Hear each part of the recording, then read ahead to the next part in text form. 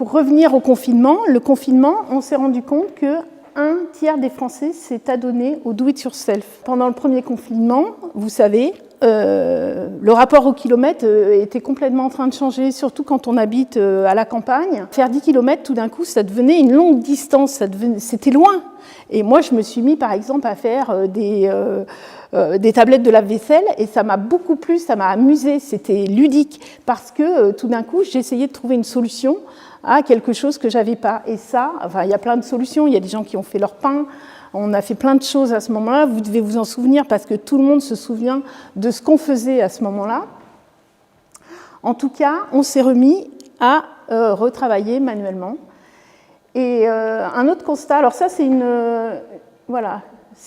source les éco-entrepreneurs, et l'autre source c'est la source de l'ADEME qui nous explique que 2,5% de nos déchets sont seulement réutilisés.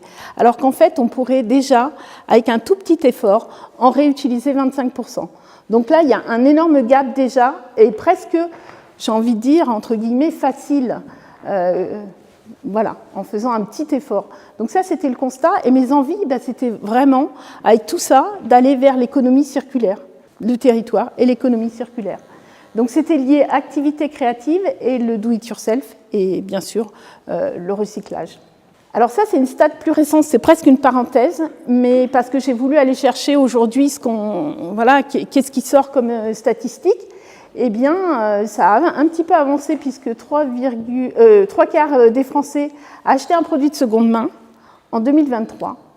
40% des acheteurs ont au moins fait un achat d'occasion par mois, donc ça, c'est quand même assez important.